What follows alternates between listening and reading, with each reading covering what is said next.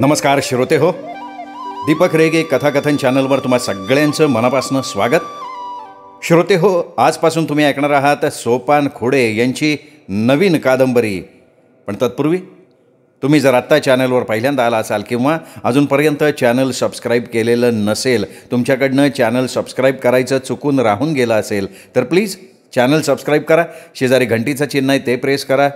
येणाऱ्या पर्यायातला ऑल हा पर्याय निवडा, म्हणजे मी ह्या कादंबरीचा किंवा कुठल्याही कथेचा भाग चॅनलवर अपलोड केला की ताबडतोब त्याचं नोटिफिकेशन तुम्हाला मिळेल तुमच्या हातातल्या तुमच्या मोबाईलवर.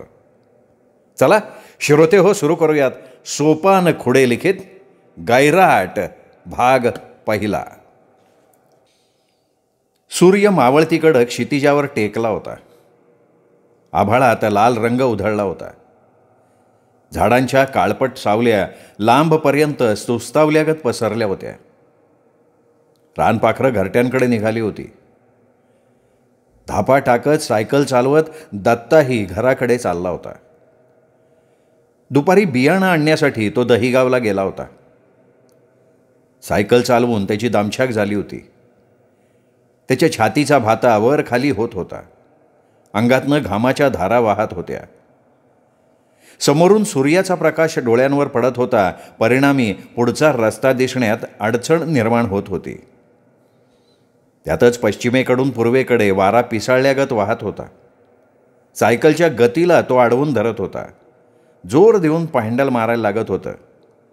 त्यामुळे दत्ताच्या पिंढऱ्यांना गोळे येत होते. मेटाकुटीला आलेल्या दत्ताला कधी एकदा घरी पोहोचतोय असं झालं होतं आणि समोरचा रस्ता संपत नव्हता. आडत्याच्या आणि व्यापाऱ्याच्या इथे घडलेला प्रकार अजून त्याच्या डोक्यात घुमत होता. त्यांनी ते प्रसंग किती जरी झटकून टाकायचा प्रयत्न केला तरी डोळ्यांसमोर ते चित्र हटकून उभं राहत होतं. कांद्याची पट्टी घेण्यासाठी तो प्रथम आडत्याच्या दुकानावर गेला होता. पट्टी मागताच आडत्यानं हिशोबाची पावती दत्ताला दिली.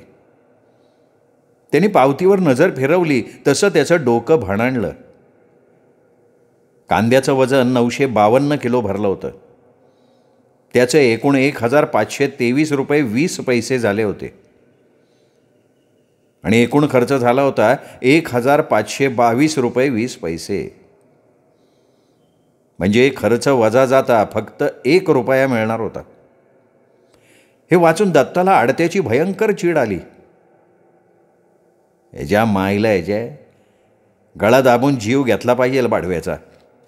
शेतकऱ्याच्या जीवावर माजलाय कसा बॉक्यावाने. उन्हा पावसात रात्रंदिवस शेतकऱ्यानं राबायचं, रक्ताचं पाणी करायचं, चिखला मातीत घाम गाळायचा, पीक पेकवायचं आणि ह्याच्या माड्या आणून घालायचं. माल शेतकऱ्याचा आणि भाव ह्या हरामखोरानं ठरवायचा. ज्याचा माल त्याचं हाल आणि कोल्ही कुत्री खुशाल. झाडाला उलटा टांगून खालनं मिरचीचा दूर दिला पाहिजे. मनातल्या मनात दत्ता रागानं धुसफुसत होता. पावतीची घडी घालून खिशात ठेवली. दुकानाच्या भिंतीला लावलेली सायकल घेतली. तसा आडत्यानं त्याला आवाज दिला, अरे पोरा, तुझा रुपये घेऊन जा की.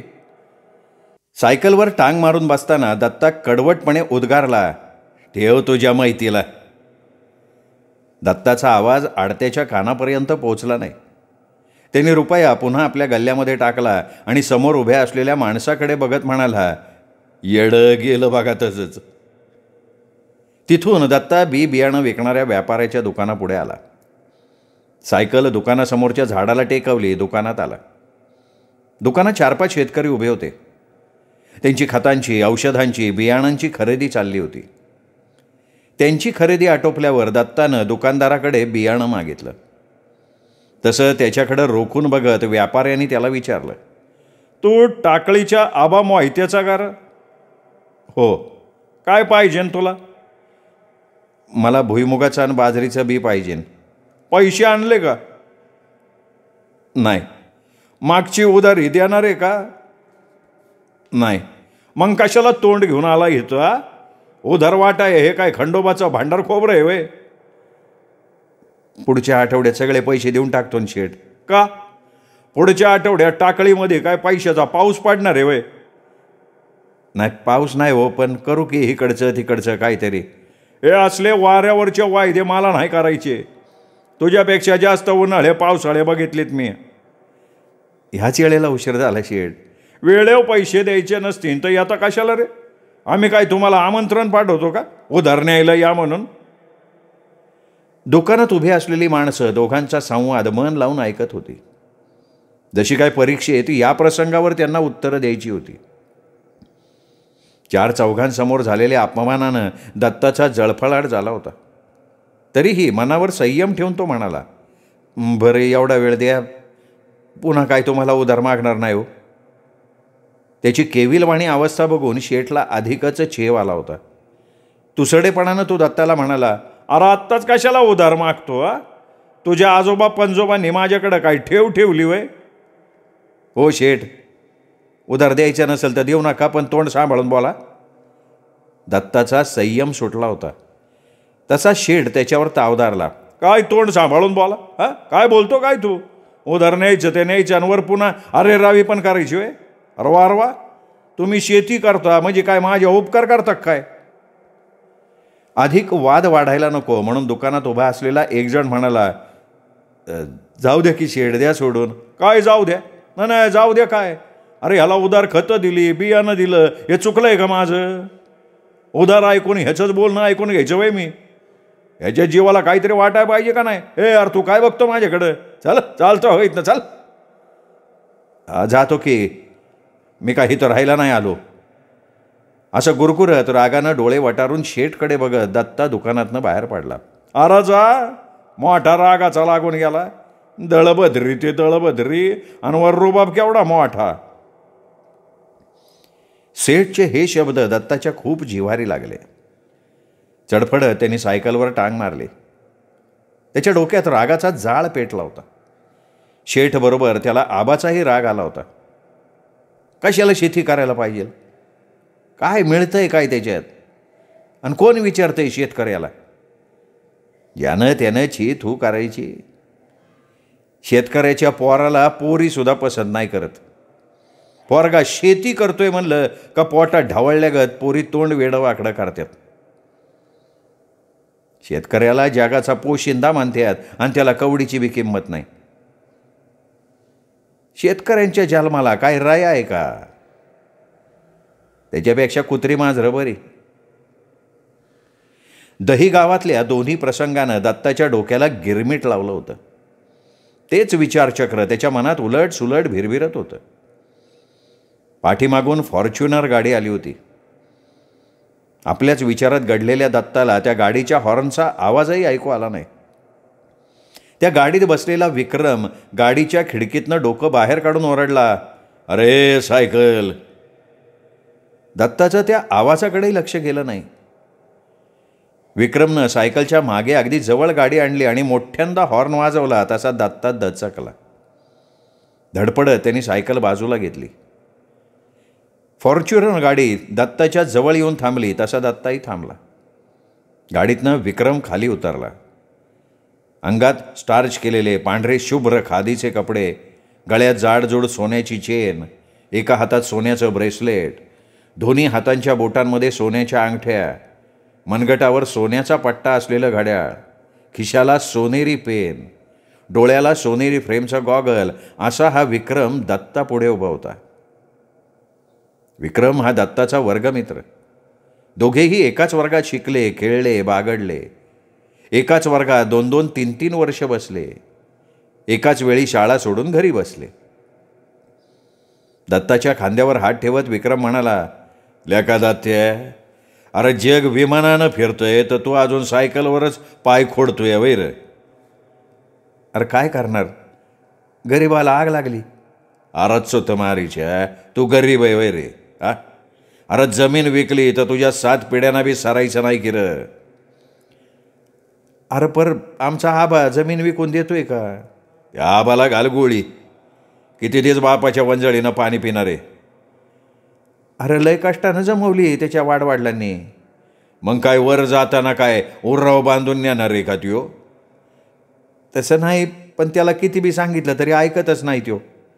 अरे काय ऐकत नाही म्हणतो? तुझं तुला तरी पडतंय का बोलणं हे? अरे मग काय करू? काय काय जीव घेऊ काय त्याचा? मी म्हणतो काय घेऊ नाही. का घेऊ नाही? अरे येळ आली ना तर माणसानं त्याची बी तयारी ठेवली पाहिजे. नाही नाही, हे तुझं काहीतरी भलतंच असते. अरे भलतं नाही, अशा गोष्टी आपल्या गावात घडलेल्या आहेत, तुला माहिती नसत्या. अरे पण म्हणून काय झालं? आपण त्यांच्यासारखं वागायचं होय? त्यांच्यासारखं तू केलंच पाहिजे असं नाही. पण एक ध्यानात ठेव, माणसानं मानानं जगावं आणि मानानं मारावं. सगळं काय असतं ना, कशासाठी दळबद्री जीवन जगायचं सांग की? राज तुझे 4 चाकी गाडीत फिरायची ऐपत असून बी तू फिरतोय सायकलवर. हा, याला काही जगणं म्हणायचं वय? वय खरंय तुझं, पटतंय मला. अरे सारं गाव सुधारलं, जग सुधारलं, पण तुझं घर आहे तिथंच आहे. रासलं बेकार जगणं जगण्यापेक्षा फाशी घेऊन जीव दे की. कशाला जगतो तरी? हा, बघ बघ काय उजेड पडतोय का टाळक्यात, बघ. हा, असं म्हणत विक्रम गाडीत बसला, गाडी सुरू केली आणि धुरळा उडवत गाडी निघूनही गेली. विक्रमच्या बोलण्यानं दत्ता गंभीर झाला. हातात सायकल धरून तो तसाच उभा राहिला. गावाचा सारा नकाशा त्याच्या डोळ्यांसमोर उभा राहिला. टाकळी हे 1200 वस्तीचं खेडेगाव. घरं कौलाची, पत्र्याची, कुडामेडीची. माणसं पोटासाठी शेतात, मातीत, उन्हा पावसात रात्रंदिवस राबायची. गावातले 4-2 सोडले तर बाकीच्यांची परिस्थिती जेमतेम. सारेच शेतीवर अवलंबून. शेतीत कधी पिकायचं तर कधी हुकायचं. गावात श्रीमंतीबरोबर दारिद्र्यही नांदत होतं. पण गावात औद्योगिकीकरणाचं वारं शिरलं आणि गावाचा कायापालट झाला. गावाबाहेरच्या माळावर MIDC झोन तयार झाला. नवीन कारखाने, नवीन कंपन्या उभ्या राहिल्या. छोटे मोठे वर्कशॉप सुरू झाले. कामगार वर्ग वाढला, वाहतूक वाढली. रस्त्याच्या कडेनं पान तंबाखूच्या टपऱ्यांनी ठिय्या मांडला. चहा पावाच्या हातगाड्यांनी आपली वहिवाट सुरू केली. शाकाहारी मांसाहारी हॉटेलबरोबर बियर बारसुद्धा ऐट दाखवायला लागले. गावात बिल्डर्स आले, दलाल आले, व्यापारी आले. बिल्डर्स लोकांनी आपल्या धंद्याचा विस्तार करायला सुरुवात केली. ते दलालांमार्फत शेतकऱ्यांच्या जमिनी विकत घ्यायला लागले. शेतकरी वर्षभरामध्ये जमिनीत किती पिकतं, किती विकलं जातं, रात्रंदिवस चिखला मातीत राबून उरतही नसेल आणि पुरतही नसेल तर जमीन विकलेली काय वाईट, असा विचार करून शेतीचा सौदा करू लागले. थोड्याच दिवसात टाकळी गाव मोरगाव चिंचपूर या महानगरपालिकेत समाविष्ट झालं. गावात अंडरग्राऊंड लाईट आली, नळातून पाणी आलं, मुरमाड रस्ते डांबरी झाले. गावाचा चेहरा मोहराच बदलून गेला. त्याचं खेडवळ रूप गेलं, त्याला शहरी रूप आलं. कौलाची, पत्र्यांची घरं गेली. गावाच्या अवतीभोवतीच्या टेकड्या भुईसपाट झाल्या. ओढे नाले गडप झाले. तिथे टोलेजंग इमारती उभ्या राहिल्या. बिल्डर लोकांच्या प्रोजेक्ट्समुळे गाव 4 अंगानं वाढत गेलं, विस्तारत गेलं, अजगरासारखं पसरत गेलं. वाड्या वस्त्या गेल्या.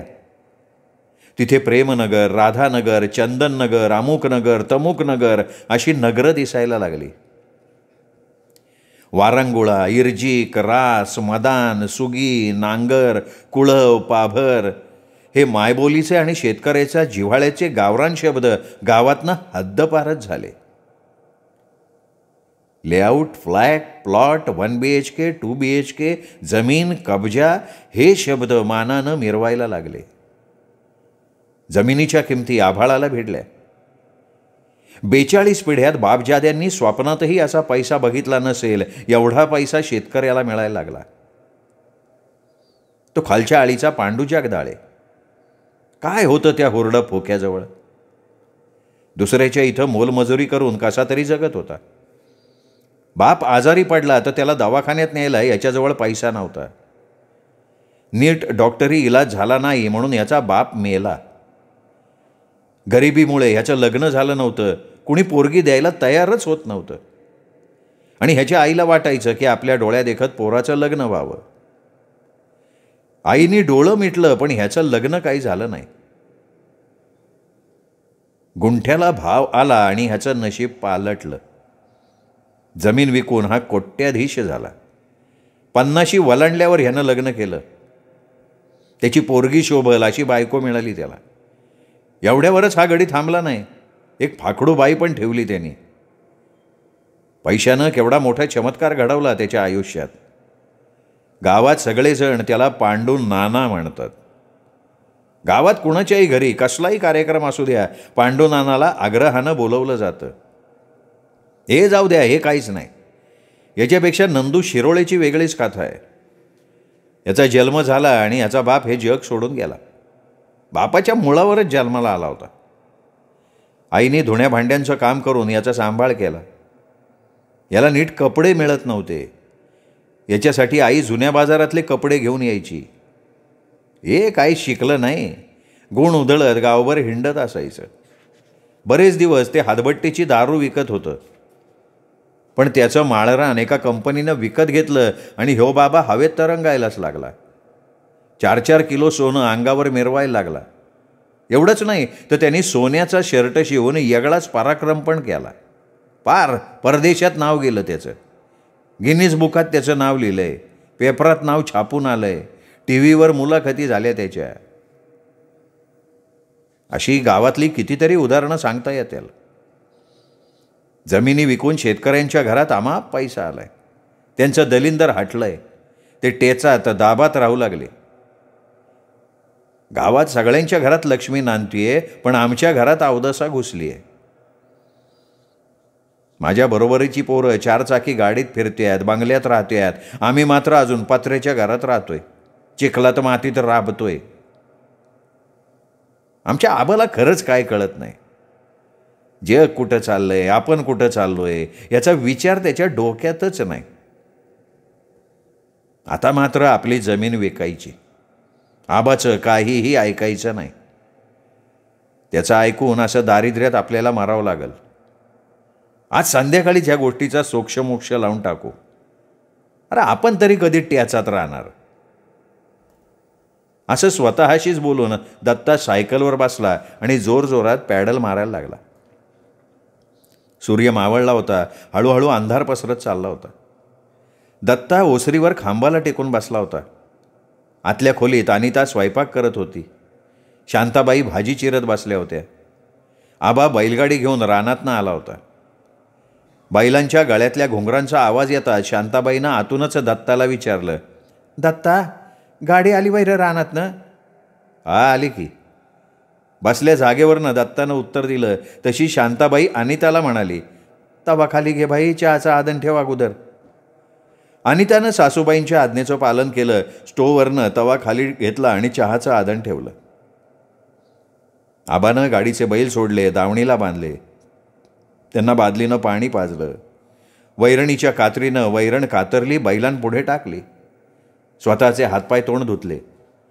नेसत्या धोत्रानं तोंड पुसत ओसरीवर आला. भिंतीला पाठ लावून बसला. दत्ताकडं बघत विचारलं, तू कवा आला रे? हे काय येऊन बसलोय. शांताबाईनं दोघांनाही चहा आणून दिला. चहा प्याल्यावर आबानं तंबाखू मळली. तंबाखूचा विडा तोंडात ठेवला. ओठ मिटून जिभेनं विडा दाढेत नीट नेटका बसवला. ओठावर 2 बोटं ठेवून पुढे सरकत ओसरीच्या खाली पिचकारी मारली. मागे सरकून पुन्हा भिंतीला पाठ लावून बसला. मग बाप लेकांचा संवाद सुरू केला. बी आणलं का? नाही आणलं. दत्ता तुटकपणे बोलला. का बरं? त्यो उधार देत नाही म्हणला. कांद्याची पट्टी मिळाली नाही? मिळाली की. मग त्यातनं द्यायचे ना पैसे. दत्ता गप्प झाला. का रे, काय झालं? काय सांगू तुमच्या कांद्याचं कौतिक. त्याचा फक्त 1 रुपया मिळालाय. 1 रुपया? 1 रुपया म्हणतो का काय तू? बावचळल्या का ताबा बोलला तसा शब्दांवर जोर देत दत्ता म्हणाला, वय 1 रुपयाच म्हणतोय मी. असं कांद्याचं वजन किती भरलंय? कांद्याचं वजन तसं 952 किलो भरले. मग त्याची पट्टी 1 रुपये कशी येईन?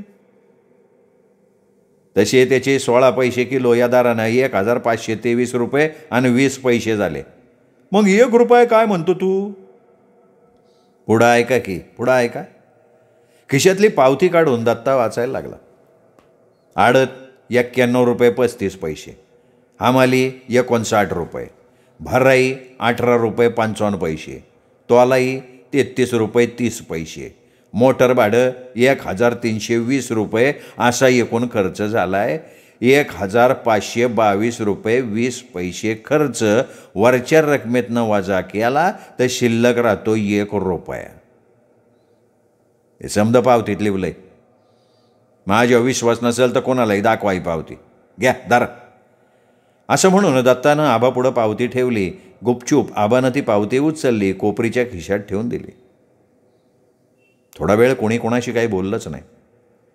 दत्तानं मनातल्या मनात शब्दांची जुळवाजुळव केली आणि शांततेचा भंग करून टाकला. आबा आता तरी शान व्हा आणि शेती करणं बंद करा. का रे बाबा, तुला त्रास होतोय का त्याचा? अहो काय परवडते त्या शेतीत? नुसतं एरंडाचा गुराळ, फेसणार रस. विकून टाका जमीन.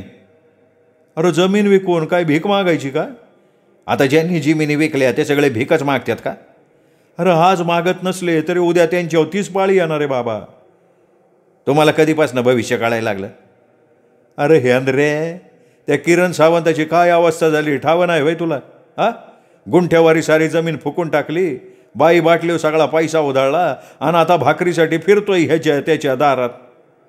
अहो त्या किसन सावंतासारखी किती माणसं आहेत आपल्या गावात. आताच्या बोटा मोजता येतील एवढी तरी गावतीन का? 4-2 माणसं वाईट वागली म्हणजे सगळी वाईट असतात वय? बाकीच्यानी बघा की बंगले बांधलेत, गाड्या घेतल्यात, ते दिसत नाही वय तुम्हाला? लय अपुऱ्या बुद्धीचं आहे बघ तू. अरे बंगले बांधले, गाड्या घेतल्या म्हणजे काय लय पराक्रम गाजवला का त्यांनी? जमिनीच्या पैशा उड्या मारतात ते. त्यांचं उत्पन्नाचं साधन काय आहे सांग की? आज ना उद्या तो पैसा संपणारच आहे त्यांचा. अरे जिवंत झरान साठलेलं पाणी ह्यात फरक असतो. ते काय बी असू द्या, आपली जमीन विकायची म्हणजे विकायची. मोठा अक्कलवान आहे तू. कुठं घाम गाळून जमीन कमवली म्हणून इकायला निघाला रे तू? आजपर्यंत गुंठाभर तरी जमीन घेतली का तू? निघाला त्या पेटावर या घोट्या मारायला. हे बघा, तुम्ही जर तुमचा ह्या खास वाढला नाही ना, मी माझ्या जीवाचं बरं वाईट केल्याशिवाय राहणार नाही. का लय जीव वर आलाय का तुझा? आबाव साऱ्या गावानं जमिनी विकल्या आहेत. सध्या गावात काय चाललंय माहिती ना तुला? आहे का नाही माहिती? आहे का माणसात माणूस आहे का? भावाचं तरी पटतोय का? बहीण भाऊबीजेला तरी भावाकडे येते का? अरे त्या जमिनीच्या वादात निम्म गाव तरी कोर्ट कचेरीत हेलपाट मारतोय. पूर्वी गावात शिवीगाळी पलीकडे भांडणं जात नव्हती, पण आता भर दिवसा खून पाडतात. गुंठ्याला भाव आल्यापासनं माणसाचा झालाय राक्कीस. तवा आपली अर्धी भाकरी हाय ती जपून खाऊ, एकीच्या आशेनं वाटोळं करून घेऊ. आबा लोकांच्या घरात वाईट गोष्टी घडल्या म्हणून काय आपल्या पण घरात तसंच घडणार आहे का? हे बघ, पैसा 4 माणसात बसवतो आणि 4 माणसातनं उठवतो बी.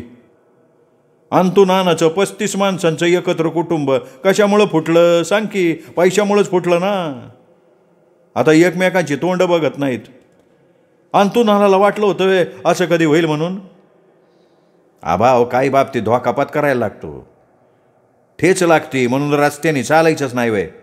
अरे 1.5 आण्या, आत्ता तू जमीन विकून मोकळा होशील, मग पुढच्या पिढीनं काय करायचं रे?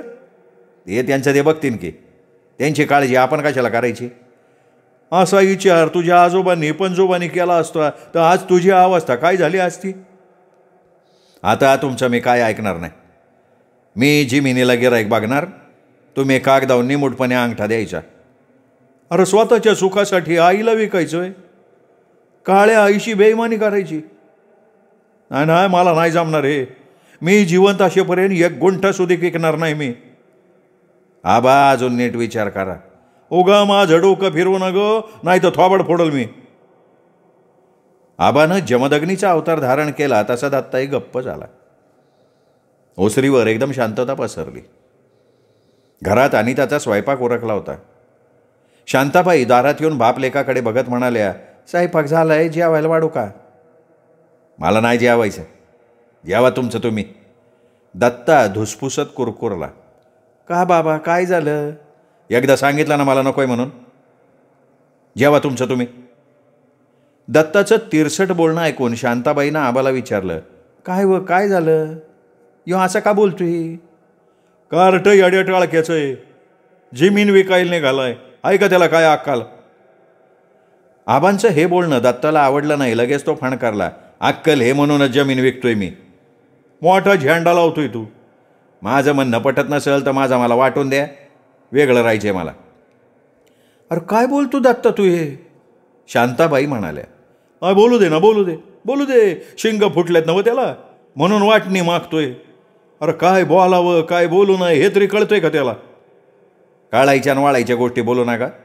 मला वेगळं राहायचंय तर राहा, पण 1 गुंठा जमीन तुला मिळणार नाही वाटेत. बघू की कसं देत नाही ते. असं म्हणून दत्ता रागारागानं उठला, त्याच्या खोलीत गेला. बघितलं का तुझा ल्योक कसा मस्ती आल्यागत बोलतोय ते? आबा शांताबाईकडे बघत म्हणाला. बरं राहू द्या आता. लक्ष्मी यायच्या येळाला नका वाद घालत बसू. चला जेवून घ्या. अनिता, दत्ताला घेऊन ये बाहेर. शांताबाईच्या सांगण्यानुसार दत्ताला बोलावण्यासाठी अनिता खोलीमध्ये गेली आणि समोरचं दृश्य बघून ती मोठ्यांदा किंचाळली. आई आबा इकडे या लवकर. हे बघा काय करायला लागल्यात. आई बाबा लवकर या की आई बाबा.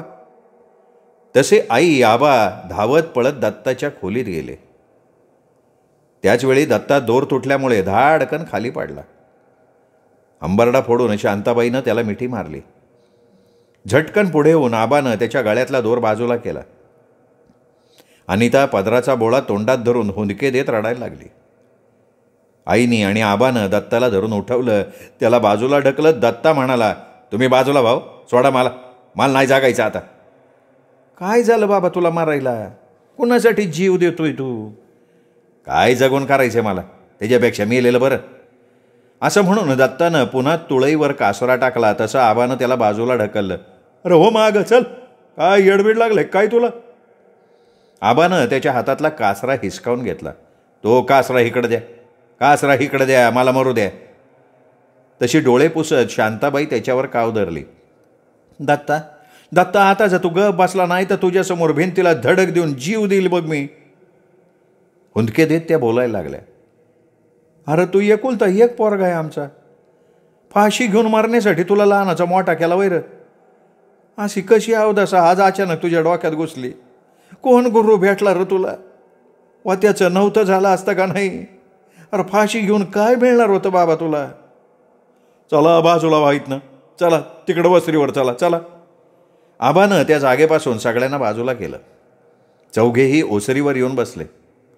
शांताबाईचं रडणं अजून थांबलं नव्हतं. अनितासुद्धा हुंदके देत होती. वरवर आपण घाबरलेलो नाही असं आबा दाखवत होते, तरी आतून ते हादरले होते.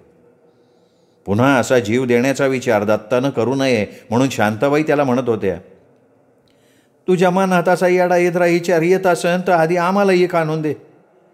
आमचं डोळं मिटल्यावर तुला काय करायचंय ते कर बाबा. पण उघड्या डोळ्यानं वाईट वांगाळ बघायची येळ आमच्या वाहू नगर हे.